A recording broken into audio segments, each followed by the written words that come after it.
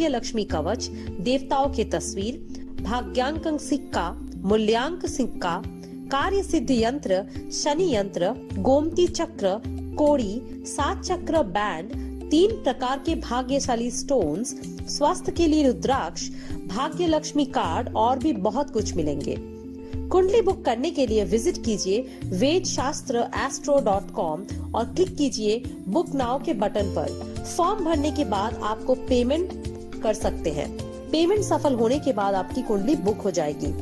किसी भी प्रकार के पक्ष के लिए 8866500888 या 9824414912 पर कॉल करें। कोरियर द्वारा आपकी जन्म कुंडली 7 दिन के अंदर आप तक पहुंचा दी जाएगी। भागवत पधार्या मारे आंगणे लोल, भागवत पधार्या मारे आंगणे लोल, भावथी करू सन्मान जो, भावथी करो सन्मान जो। भागवत पधार्या मारे आंगणे लोल, हे भागवत पधार्या मारे आंगणे लोल, भागवत पधार्या मारे आंगणे लोल, हे जी रे भागवत पधार्या मारे आंगणे लोल।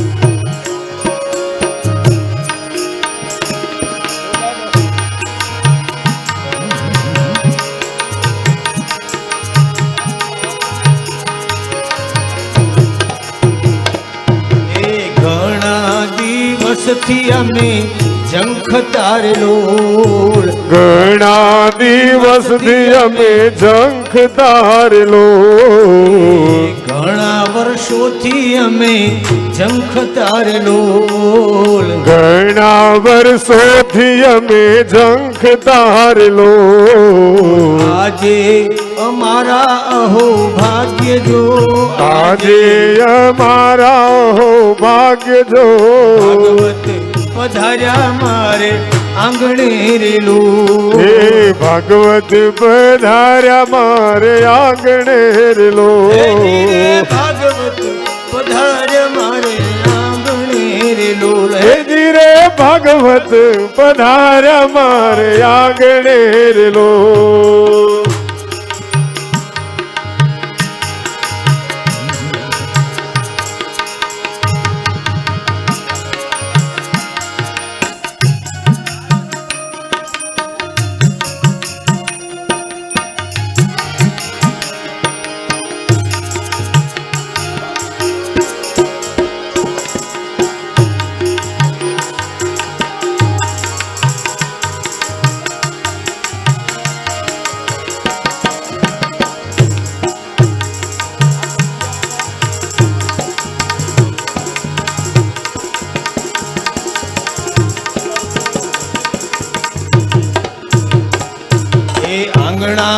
વાડીને વેર્યા ફૂલડા રેલો, હે આંગણા વાળીને વેર્યા ફૂલડા લોલ, આંગણા વાડીને વેર્યા ફૂલડા રેલો, હે આંગણા વાળીને વેર્યા ફૂલડા લોલ, પૂર્યા છે કઈ મોતી કેરા ચોક,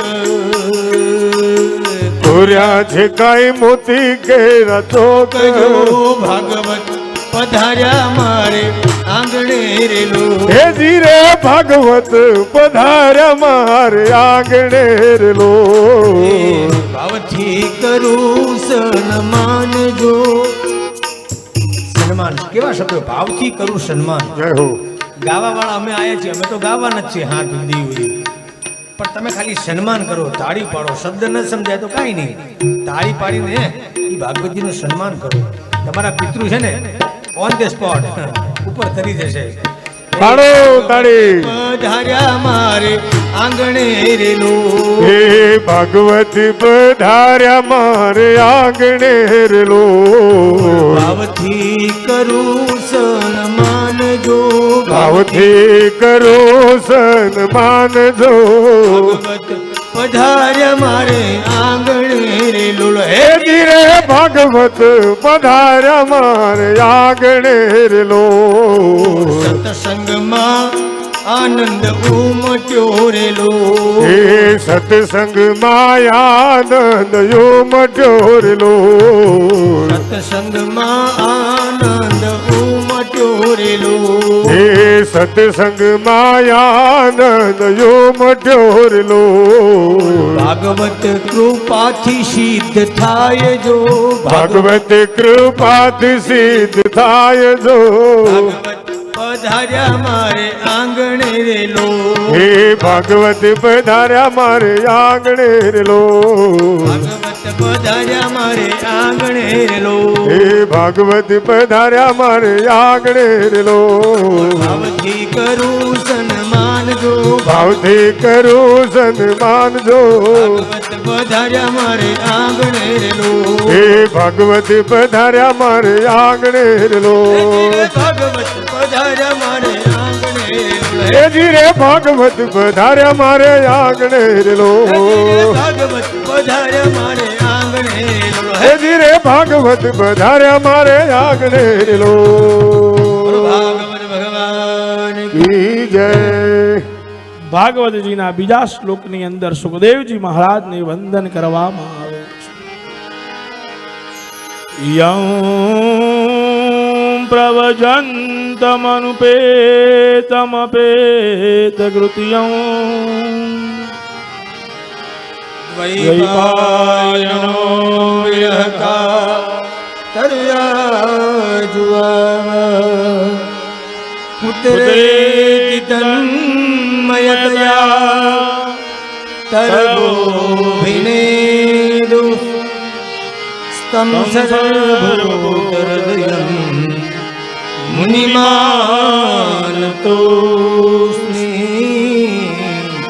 તમ સર્વભૂતહૃદયં મુનિમાનતો સાહેબ સરિતા બહેતી ભલી અને સાધુ ચલતા સુખદેવજી મહારાજ તો પરમહંસ છે જ્યાં જઈને પાછું ના આવવું તેવા સુખદેવજી મહારાજના હજુ તો યજ્ઞ પવિત્ર સંસ્કાર પણ થયા નથી એવા સુખદેવજી મહારાજ પોતાનું ઘર છોડીને નીકળી જાય તે જોઈને વ્યાસજી તેમની પાછળ પાછળ દોડે છે અને કહેવા લાગ્યા હે પુત્ર પણ એ સમયે સુખદેવજીએ જવાબ ના આપ્યો અને એના વતી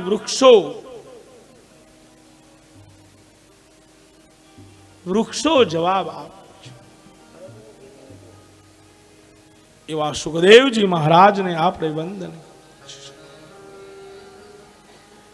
વૃક્ષ છે સાહેબે સંત કહેવામાં આવે છે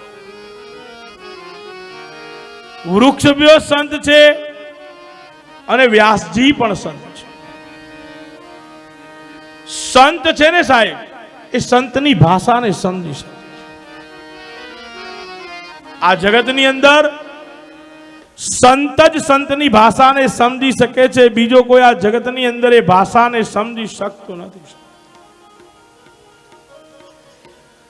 એટલે કહેવાય છે પરોપકારાય ફલંતી વૃક્ષા પરોપકારાય વહંતી નદ્ય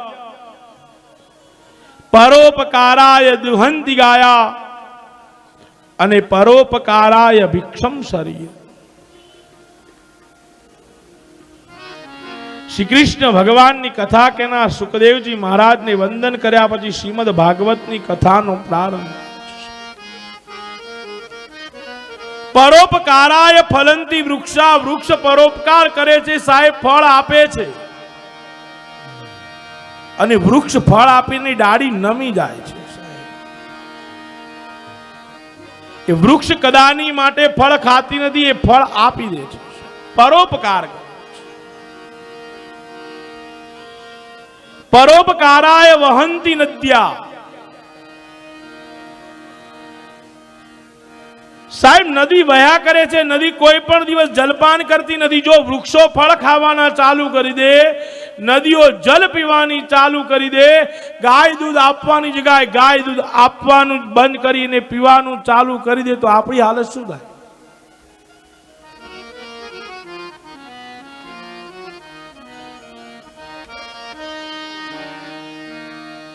આ શરીર પણ સાહેબ એવું છે, પરોપકાર કરવા માટે આપણને પ્રાપ્ત થયું છે, પણ એનો ઉપયોગ આપણે આપણા જ માટે કર્યા કરીએ છીએ.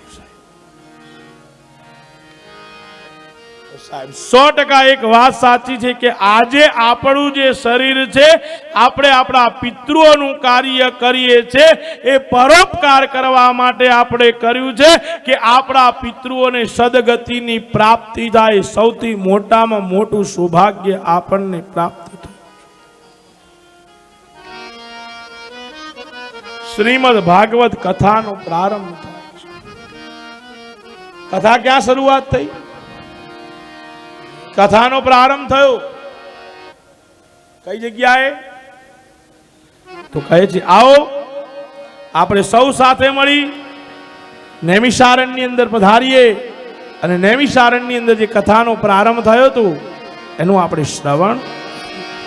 નૈમિષે સૂતમાસીનમ અભિવાદ્ય મહામતિમ કથા સાર રસસ્વાદ કુશલ સૌનકો ભ્રિવ. 88,000 સૌનક આદિ ઋષિઓએ બ્રહ્માજી પાસે ગયા અને કળિયુગનું વર્ણન કર્યું અને કહ્યું કે કળિયુગના પ્રભાવ ન લાગે તેવી જગ્યા બતાવો, અમારે 1000 દિવસ સુધીનો વાર્ષિક સત્ર કરવો છે, અમારે 1000 વર્ષ સુધી ચાલે એવો જ્ઞાન યજ્ઞ કરવો છે.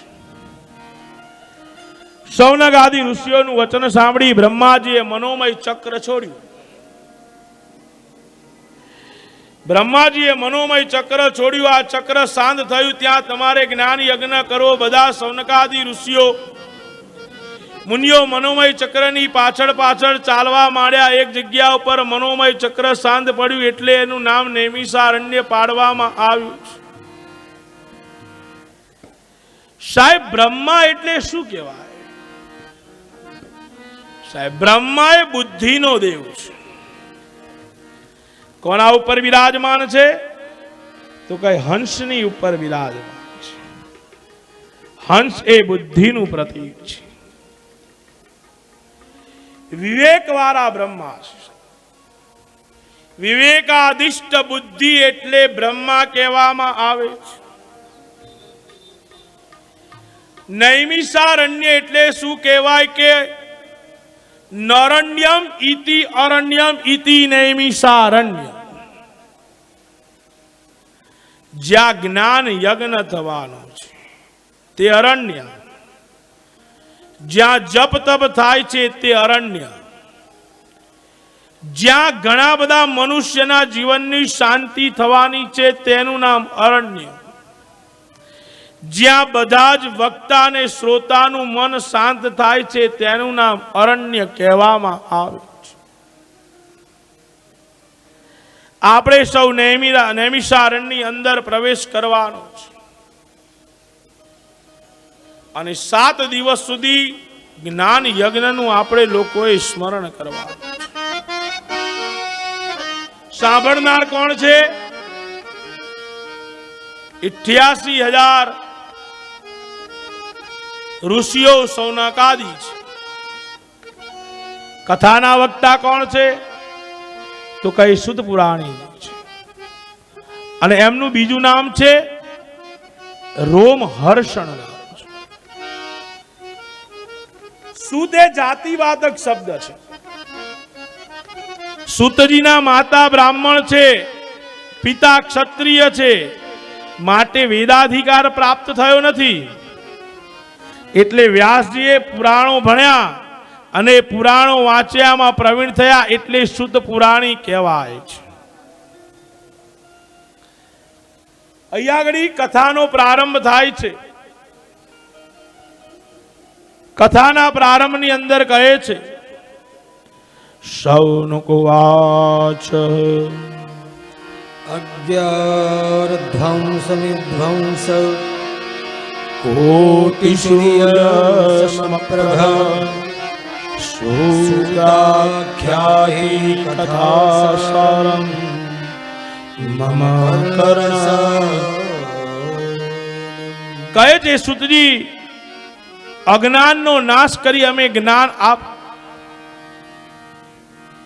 કહે છે સુત પુરાણીજી, અજ્ઞાનનો નાશ કરી અને અમને જ્ઞાન આપ. અમારે કથા નથી સાંભળવી,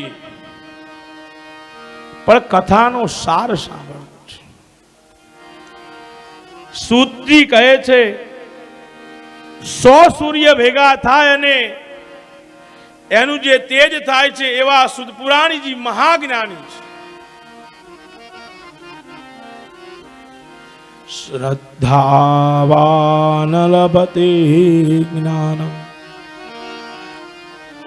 શ્રદ્ધાવાન માણસ તેજ હંમેશા બધું પ્રાપ્ત કરી શકે છે, બીજો માણસ પ્રાપ્ત કરી શકતો નથી.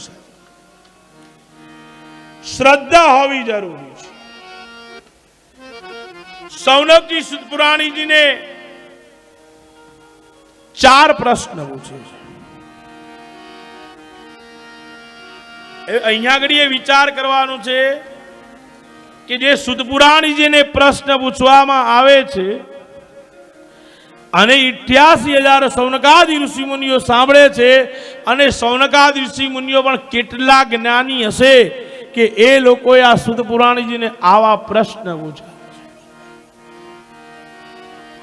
સાહેબ, વક્તા કરતા તો શ્રોતા કેટલા મહાન હશે કે વક્તાને કેવા પ્રશ્ન પૂછ્યા છે. તમે સાંભળો, તમને કહું છું કેવા કેવા પ્રશ્ન પૂછ્યા છે. ભક્તિ જ્ઞાન વિરાગાપ્તો વિવેકો વર્ધતે મહા માયા મોહ નિરાશસ્સ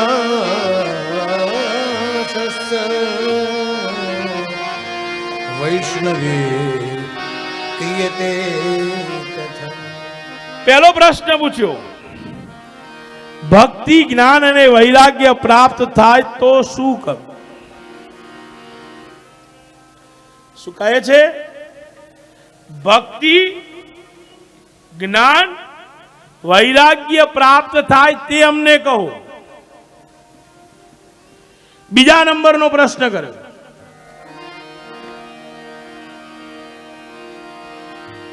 કે વૈષ્ણવો માટે મોહ અને માયા છૂટી કેવી રીતે થઈ શકશે તે અમને કહો.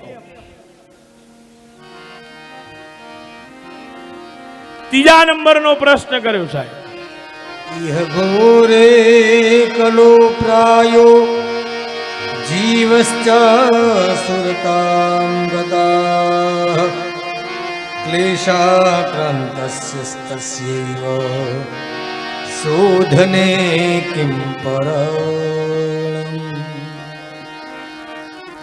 ત્રીજા નંબરનો પ્રશ્ન કર્યો કે આ ઘોર કલિયુગમાં બધા જ માણસો આસુરી વૃત્તિ વાળા થવાના છે. એ બધા જ માણસોને સદબુદ્ધિ એવી એટલે કે દેવી સંપદા કઈ રીતે પ્રાપ્ત થઈ શકે તે અમને કહો. ચોથો પ્રશ્ન પૂછ્યો, શ્રેયસામ યદ ભવે શ્રેયઃ પાવનાનાં ચ પાવનમ શ્રી કૃષ્ણ પ્રાપ્તિકરમ શાશ્વત साधनं तत्त्वदाधुना। અમને એવું કોઈ શાશ્વત જ્ઞાન સંભળાવો, શાશ્વત સાધના કઈ સંભળાવો, સૌથી વધુ કલ્યાણકારી, પવિત્ર કરનારાઓમાં પણ પવિત્ર હોય. પ્રશ્ન જોજો કેવા મૂક્યા છે સાહેબ.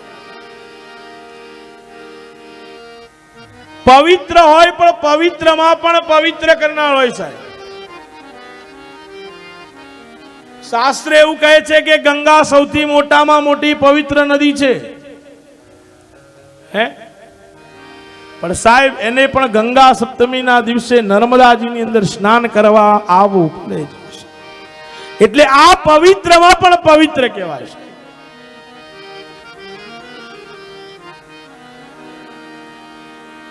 જે ભગવાન શ્રી કૃષ્ણની પ્રાપ્તિ કરાવે અને શ્રી કૃષ્ણમાં સર્વેને પ્રેમ થાય અને શ્રી કૃષ્ણની પ્રાપ્તિ થાય, એ બધું જ તમે અમને બતાવો, એ બધું જ તમે અમને કહી શકો. અસુર કોને કહેવાય? અસુર કોને કહેવાય? અસુસો રમંતે ઇતિ અસુર.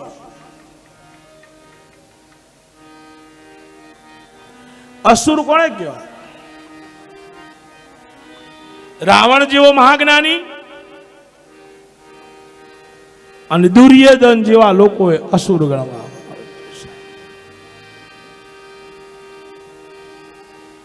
સાહેબ ચિંતામણી ખાલી લોકોને સુખ આપી શકે છે, કલ્પવૃક્ષ વધુમાં વધુ સ્વર્ગનું સુખ આપી શકે છે, પરંતુ ગુરુદેવને દેવોનું દુર્લભ વૈકુંઠ પ્રાપ્ત થઈ શકે છે. એટલા જ માટે કહે છે ગુરુદેવનું તમે સ્મરણ કરો ને સાહેબ તો તમને વૈકુંઠની પ્રાપ્તિ કરાવી શકે છે. ગુ એટલે અંધકાર અને રૂ એટલે પ્રકાશ. જે અંધકારમાંથી પ્રકાશમાં લઈ જાય છે સાહેબ તેને ગુરુ કહેવામાં આવે.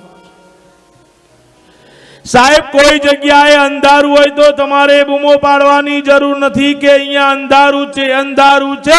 ત્યાં જઈને ખાલી એક દીપક કરવાની જરૂર છે. એ દીવો કરી દેશો એટલે સાહેબ ત્યાંથી અંધારું સદાયની માટે દૂર થઈ જવા. પણ દીપક કરવો જરૂરી છે. દીપક કરવો નથી ને અંધારું કાઢવું છે શક્ય બની શકવાનું નથી. જે અંધકારને દૂર કરે છે ને પ્રકાશમાં લઈ જાય છે તેને ગુરુ કહેવામાં આવે છે.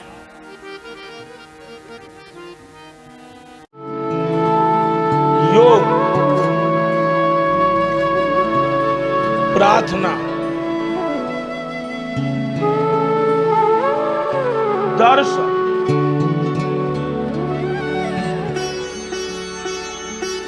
વંદન, ભક્તિ, સત્સંગ તથા પ્રવચન,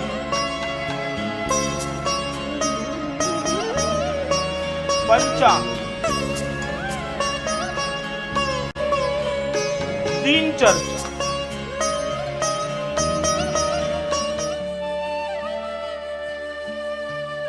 વેદ શાસ્ત્ર, શાસ્ત્ર સંપન્ન, સદા સંતુષ્ટ, ભારતીય સંસ્કૃતિની વૈદિક પરંપરા, વેદ શાસ્ત્ર.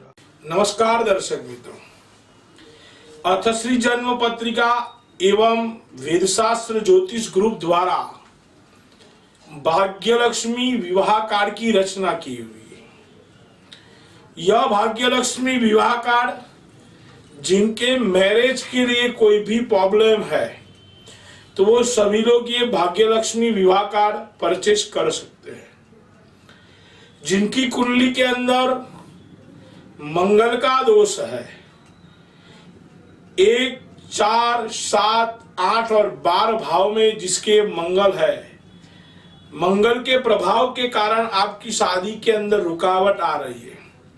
सप्तम भाव में केतु का यदि नक्षत्र है, सप्तम का भाव किसी भी पाप ग्रह से पीड़ित है, वो सभी दोष को दूर करने के लिए आप ये भाग्य लक्ष्मी विवाह कार्ड है वो आप वसाइए।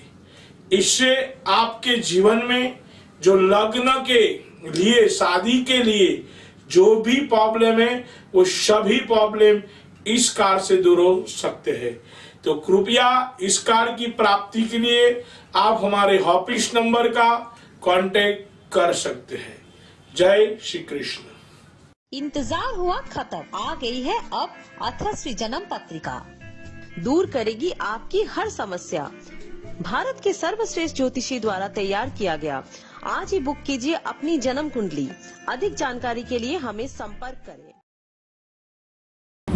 मारू नाम पटेल जितेंद्र कुमार लालजीभाई, રહેવાનું મારું રહેઠાણ વૃંદાવન બંગલો 16 રોડ અમદાવાદ।